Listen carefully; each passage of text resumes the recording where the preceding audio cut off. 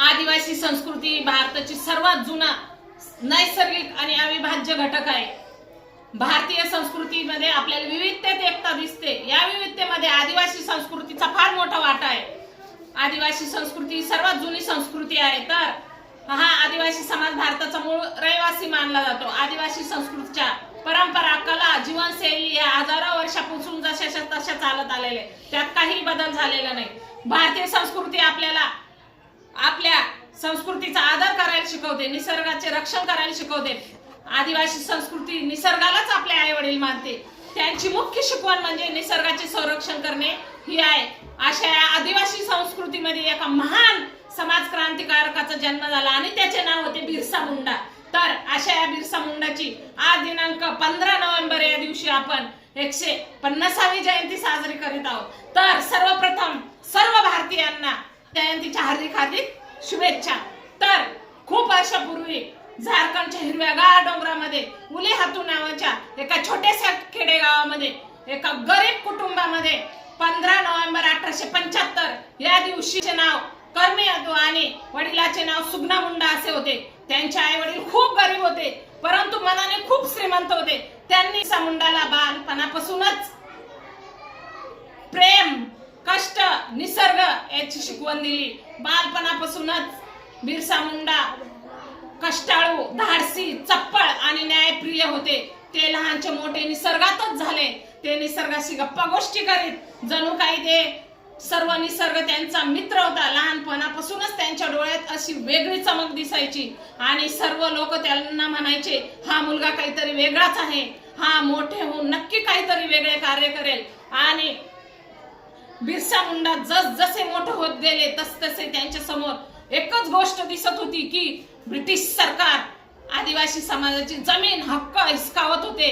जमीनदार महाजन त्यांना जबरदस्ती कर भरायला लावत होते, त्यांना जबरदस्तीने काम करावं लागत होते। हा अन्याय पाहून त्यांचे मन हेलावून गेले।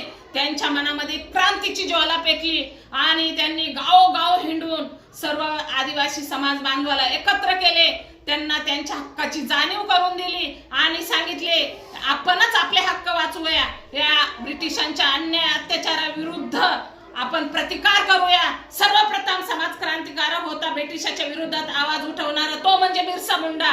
त्यांनी सांगितलं, अबुआ डिसुमो अबुआ राज, हमारे जंगल पे हमारा राज, आपली जमीन आपलीच, आपला देश आपलाच, आपण आपले हक्क वाचवूया, आपण उलगुलान चळवळ करू। आणि 1895 ते 1900 काळामध्ये ही चळवळ प्रसिद्ध झाली। इतिहासामध्ये हिला उलगुलान चळवळ असे म्हणतात। आदिवासी बांधव बिरसा मुंडाच्या नेतृत्वाखाली एकत्र आले आणि त्यांनी खूप ब्रिटिश जमीनदार आणि महाजन यांच्या विरोधात जोरदार लढा दिला। बिरसा मुंडा केवळ एकदाच नव्हते, तर ते निसर्ग रक्षक, धर्मरक्षक आणि आदिवासी अभिमानाचे प्रतीक झाले। त्यांच्या नेतृत्वाखाली उग्र संघर्ष झाला। ब्रिटिश सरकार हादरून गेले। बिरसा मुंडा आपल्या आदिवासी बांधवांना जंगलामध्ये लपून छपून हल्ला कसा करायचा, एकता कशी ठेवायची, समोरच्या शत्रूला कसे तोंड द्यायचे हे सर्व शिकवत होता। जंगलचा सिंह म्हणून व धरतीचा आबा म्हणून घोष होत होता। रात्रीचे आदिवासी बांधव बैठका घेत होते, आपले संदेश एकमेकांना पसरवत होते। त्यांची संख्या खूप कमी होती आणि इंग्रजांची ब्रिटिश सेना खूप मोठी होती, परंतु त्यांचा आत्मविश्वास कमी होत नव्हता। बिरसा मुंडा नेहमी म्हणायचा, मी मरेन पण माझी शिकवण मरणार नाही। अशा बिरसा मुंडा आदिवासी समाज बांधवांचा लढा एवढा तीव्र झाला की ब्रिटिश सरकार हादरले। त्यांच्या या लढ्यामुळे ब्रिटिश सरकारला छोटा नागपूर टेंटन्सी सारखा कायदा करावा लागला। त्यामुळे आदिवासी समाजाच्या जमिनी सुरक्षित झाल्या। आदिवासी समाज रात्रीची मशाली घेऊन त्यांनी अंमलदारांना पळवून लावले, ब्रिटिशांच्या छावण्या जाळल्या, जमीनदाराचे खळे जाळले आणि बिरसा मुंडाने आदिवासी बांधवांना आपले हक्क कसे मागायचे हे शिकवलं। ब्रिटिश सरकार हादरून गेले। अतोनात प्रयत्न करून त्यांनी खूप मोठी फौज घेऊन आदिवासी बांधवांना अटक केली, त्यांचे घर जाळले, त्यांच्या संपत्तीची नासधूस केली, तरीही त्यांचा आत्मविश्वास कमी झाला नाही। सर्व प्रकारचे अतोनात छळ करून ब्रिटिशांनी बिरसा मुंडाला अटक करायचे खूप प्रयत्न केले।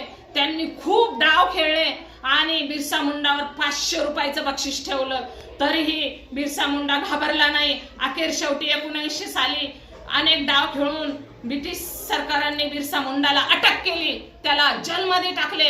जेलमध्ये त्याला अत्यंत प्रचंड वेदना देण्यात आल्या, परंतु त्यांचा आत्मविश्वास. केवळ 25 वर्षाच्या तरुण वयात वीरमरण पत्करणं सोपं नाही मित्रांनो. ब्रिटिश सरकारला हादरून सोडल्यामुळे अनेक डाव रचून ब्रिटिश सरकारने अखेरीस या जंगलाच्या सिंहाला तुरुंगात टाकलं. पण त्याचं शरीर थकलं पण आत्मा थकलं नाही. केवळ 25 वर्षाच्या तरुण वयात बिरसा वीर मरण पत्करलं, त्याचा आत्मा गेला पण त्याची शिकवण कधीच मावळली नाही. आजही प्रत्येक आदिवासी बांधवामध्ये, प्रत्येक घराघरामध्ये बिरसा मुंडा जिवंत आहे, त्याची शिकवण जिवंत आहे, त्याची शिकवण ही मावळली नाही. आजही हजारो आदिवासी बांधव बिरसा मुंडाला देवता समान मानतात, त्याने दाखवलेला मार्ग कधीच मावळला नाही. आजही लाखो आदिवासी बांधव म्हणतात की धरतीचा आबा आमच्या मातीचे रक्षण करतो. थँक्यू.